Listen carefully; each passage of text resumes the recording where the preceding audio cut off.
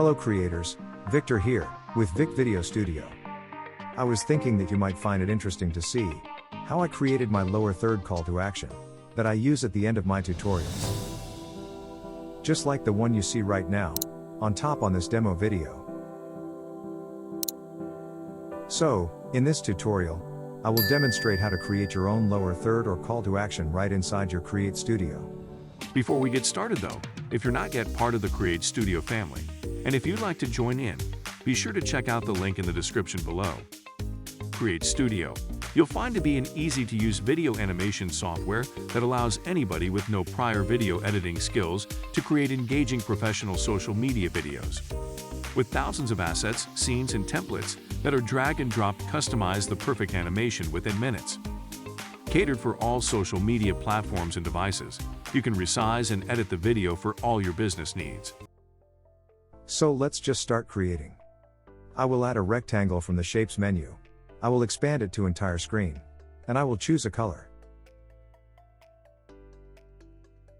And I will make it long like so, about 20 seconds long. Let's rename it. I will type BG as background. And I will lock it in place.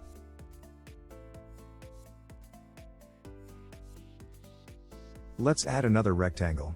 I will expand this one too. I will grab the upper side and drag it down to make this like a longer rectangle. Next, I will go to Advanced Settings to set the corner radius at about 40. If I zoom in, you can see that now I have the corners rounded.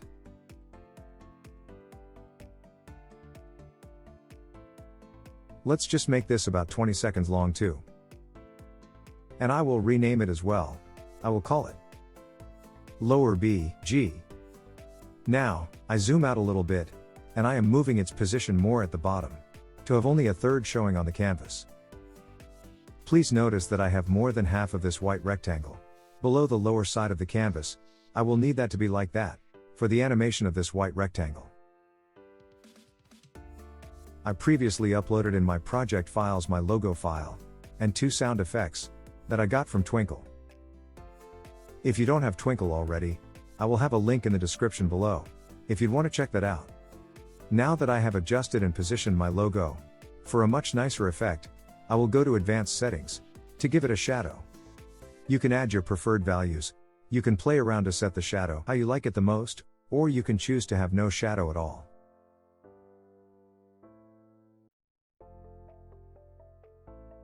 Next, I will need a text, and I will type in my channel's name. Let's pick a font. I like this font. Mont Heavy. I will leave a link in the description below if you want to use the same font. I will change its weight for heavy, and I will turn it black. I am bring it down here, and I am adjusting its position. Extend its time duration.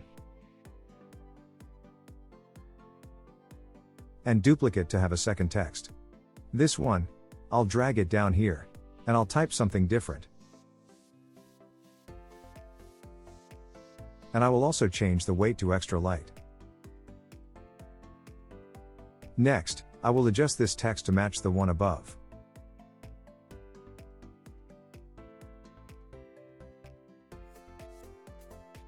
Now, I will select both text elements, and I will adjust their position together as a group, to have them horizontally aligned with the center of my logo. Next, I need to create those thumbs up hands for likes, so I will go to Shapes menu, and look for thumbs up hand icon. Here it is. I will resize this icon, and I will give it a light gray color. Make it smaller like so, align it horizontally. Now, I will make a copy. The upper one, I will drag it here to the right, and I will flip once horizontally, and flip once vertically. Next, I will create a progressive bar, to place it right under the 2 thumbs up icons. Let's select a rectangle. I will make it blue. Then I will go to Settings, and right here under Advanced, I go and make the border radius at 50. Now, I will drag this blue bar under this 2 hand icons, and I will adjust its size, and I'm adjusting it to my needs. Making sure I place it to be aligned on the vertical with this thumb up icon on the left. I zoom in here to the hand icon on the right side. And I resize the bar once again to have its right end vertically aligned as well. I'll extend it here on the timeline to match the other elements. And I must not forget to rename these elements. To better organize your timeline, which sometimes will get very busy with a lot of different elements, it is always recommended to rename your elements. The next graphic I need, here on the white band, would be a subscribe button. I bring in another rectangle.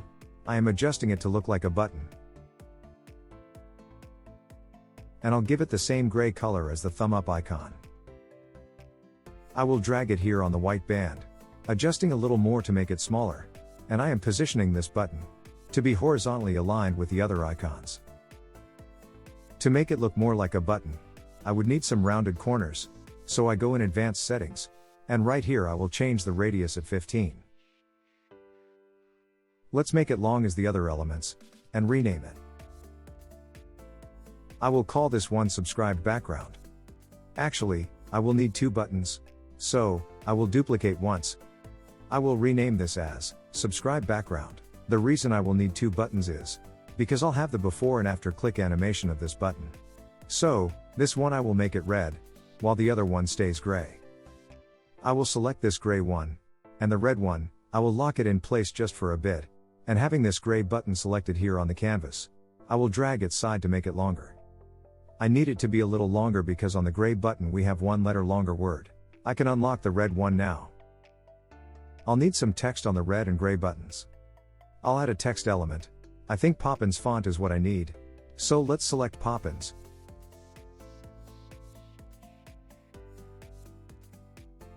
And I will make it bold. I type in subscribe. Let's make it a little smaller, and bring it here on top of the red button. And I'll adjust and align it with the red button. I will extend it like this, and I will need another text, so I will duplicate this one, and I only need to type in 1 more letter at the end. I already have turned off the visibility of the other word, and now turning off the visibility of the red button too, I will be able to position the subscribed word on the gray button. Please notice that I have unlocked and turned on the visibility of all the elements on the timeline. And one more thing I would need, on my white band in the right corner, is a bell icon. I'll make it smaller like this. Let's adjust it some more. And I'll make it gray. And, here on the timeline I will extend it like so. I'll rename it Gray Bell. I will just zoom in a little bit to align it horizontally with the other elements. Let's duplicate this bell and rename it White Bell. Now, to be able to work on the last one added, I will turn off the visibility of the one below and I'll lock it in place. Having this one on the top selected, I will change its color to white, and going here in the advanced settings, I will set a border for this white bell. I will make the border gray. And I will set the border width to 5. I will unlock and turn on the visibility of that gray bell below. I zoom out to fit the canvas, and when the mouse arrow will click the bell, it would be nice to have some animation. I will need some sound waves, so I will add an arc from the Shapes menu. I am making this arc the same gray as the previous icons. And I will reduce the arc angle to about 45. And I'll need a smaller size. I believe 10 would be okay for the size. I will bring this short arc right here where the bell icon is. Let's extend it here on the timeline. And I will rename it. I will name it Right Arc. I zoom in again, and I'm adjusting its position right next to the bell. Now, I'll need one for the opposite side, so I'll duplicate this one, and rename it Left Arc. Then, I will just rotate left like so, and adjusting its position to mirror the other one. Now, these elements that I will drag to the right, here on the timeline, they will not enter right at the beginning.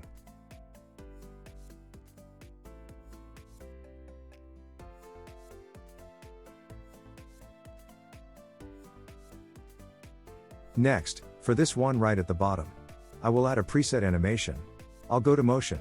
Make sure I have In selected, and from the slide menu, I'll check Back Slide Up. As a shortcut, I will select the animation and I will copy it on the clipboard. Then, I will select all these elements, and I will paste the copied animation.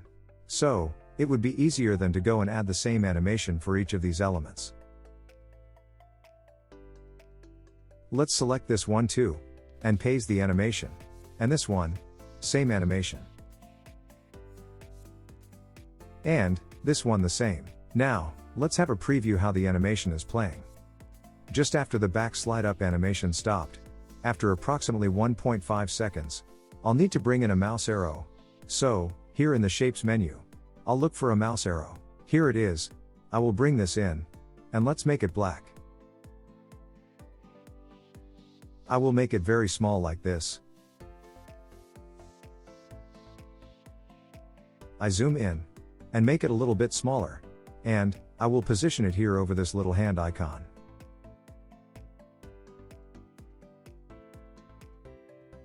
I will name this mouse arrow. Next, I will add a custom animation. I will select position. I'll drag the animation a little to the right, and having the playhead before the animation, I'll drag the arrow right here outside the canvas. Let's add another custom animation. And this time I will set scale, and the easing for this I will set Expo. Moving the playhead over this animation, I will go to Settings. I will reduce the scale at 240, and I will also change the rotation point to the upper left corner. Now, I will reverse this last custom animation. And the next step to animate this arrow, I will add another custom animation. I'll add again position. And the easing will be linear. And, having the playhead at the end of this last added animation, I will move the black mouse arrow to the right, just about at the halfway between the hand icon and the subscribe button. Now, when the black arrow will click on the thumb up icon, I want that thumb up to turn its color in blue. So, I'll position the playhead right between the added animations, right where the arrow is scaled down. And scrolling down on the timeline, I'll select the like icon. I will add a custom animation. And for animation properties I'll set color. And again, positioning the playhead over the custom animation, I'll set the color to blue. And I will fully extend the timeline, to be able to shorten the animation at minimum possible. And now, I need to make sure to place this animation right in the point where the black arrow will click on the like icon. So, to do that, I will position the playhead right in between the animations of the black arrow. Then, I will scroll back down, and I will position the color changing animation right where the playhead is. And if I fully extend the timeline once again, you'll see that the color animation is perfectly aligned. Let's animate the progressive blue bar. When the arrow will start to move to the right, the blue bar will progressively scale to the right. Before I add the custom animation, I will change the rotation point to the middle left. And, let's add a custom animation, and select scale. Easing, I will set to linear. I keep the playhead before the custom animation. And I will go to Settings. I will unlock the scale X and Y, and set the X scale at 0. So, placing the playhead right here, between the last two custom animations, I will extend the timeline and scroll down. When the arrow will start to move to the right, the blue bar will progressively scale to the right. I will set the starting point of the blue bar, right where the playhead is. I will need another shape. I'm looking for a mouse hand. I'll bring it on the canvas. And, to make it more visible on the white background below, I will go to Advanced and set a black color for the border. And the width of the border, I'll set to 5. I'll resize this mouse hand. I'll rotate to the left a little bit. I zoom in, and I resize it a little more. At about 45. And I will overlap it on the black arrow, just until I will set its starting position, right where the black arrow stops. Whenever you need to extend the timeline, for a better adjustment, please do so. Now that I have set its position, I will animate this mouse hand, with the same custom animations as the arrow before. First, I will add a custom animation. If you remember, I've set position, and the easing I will set as linear. Again, I make sure my playhead is at the end of the animation, and I will drag the mouse hand to the right, to the center of the subscribe button. Second animation will be scaling, and the easing I will set to Expo, and again, the playhead must be at the end of the added animation, and set the scale value at 30.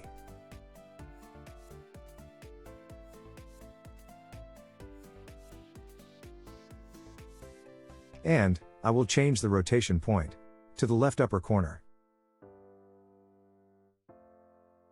Now, to bring the little hand back to its original scale, I will duplicate reverse of this animation.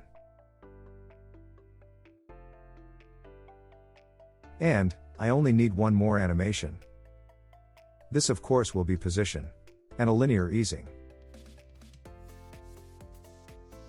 Let me just fit the canvas, so I can see where I drag this little hand. And I want it here between the subscribe button and the bell icon. Next, I will place the playhead, right here when the little hand clicks on the subscribe button.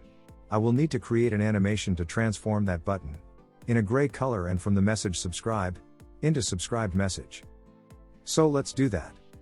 The elements I have on the right of the playhead, will show up on screen after the click, and the elements I have on the left side of the playhead, will show up, before the little hand clicks. Now that I have the black arrow to click on the like icon, and I also have the mouse hand to click on the subscribe button, I only need another mouse arrow to continue further to the right, to click on the bell icon.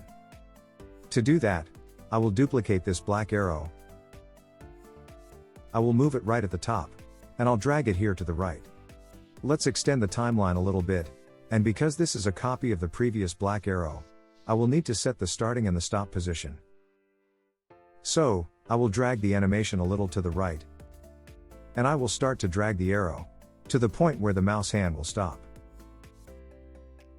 Let's zoom in and I adjust the starting point, to continue right after the mouse hand. Now, I will move the animation to the left, and I place the playhead right after that animation. And so, I will move the black arrow to the center of the bell icon. Please notice, that for the middle two animations, that are scale animations, I don't need to change anything. I zoom out now, and I also need to set where the black arrow will have its position, at the end of this animation. I will drag the right end of the animation to the left, I position the playhead right here, and I'll drag the arrow down to the right corner, outside of the canvas. I will extend back the animation as it was, and let's have a preview.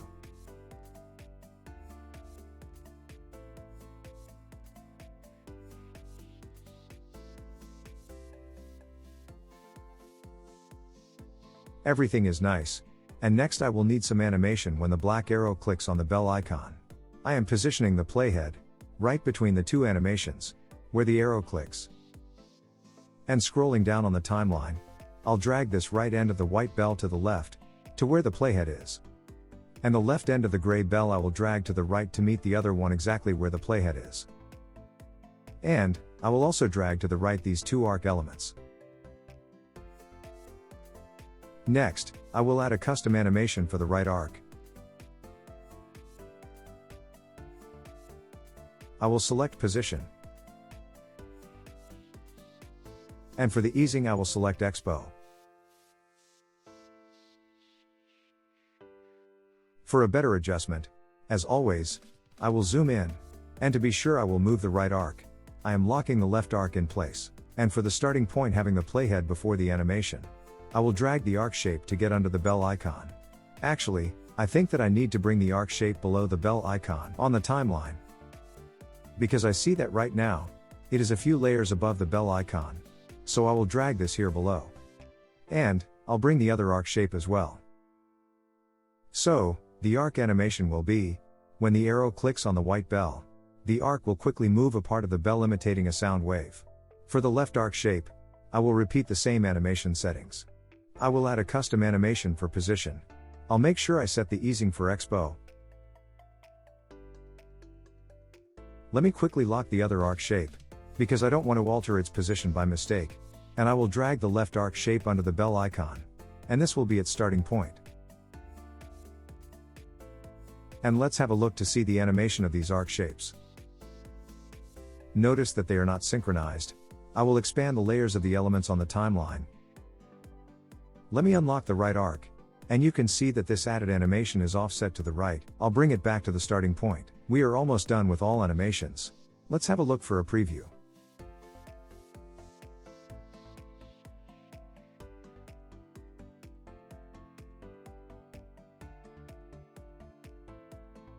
Awesome.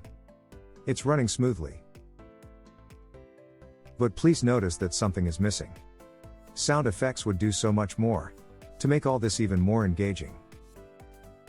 So, you guessed it. We need to bring in a mouse click sound effect and a ring bell sound as well.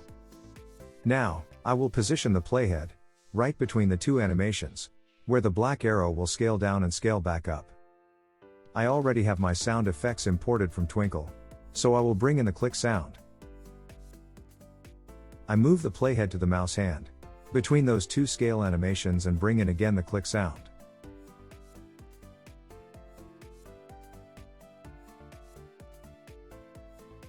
I move again the playhead to the last arrow between those two scale animations and bring in the bell sound this time. For this bell sound, I will expand the element down to unveil its waveform, and I'll drag it a little to the left to place this waveform right on the playhead. Let's have a preview with the sound effects.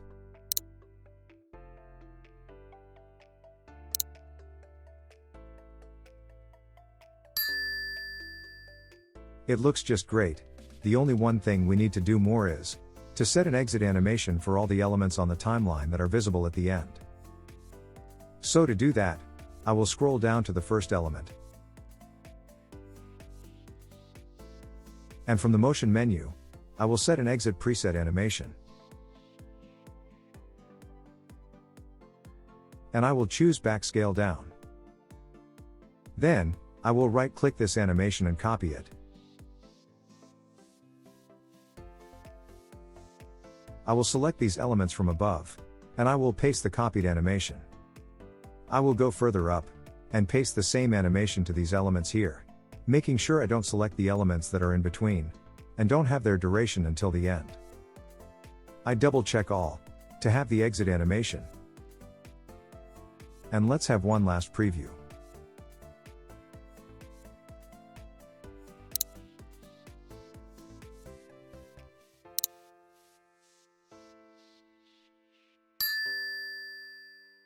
And this is how you can create your own call to action graphics for your videos, or for your clients' videos. I really hope you enjoy this tutorial. Let me know if you have any questions, any tutorial requests that you would want me to do next.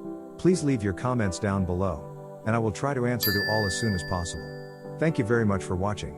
See you guys in the next one. Until then, have fun creating.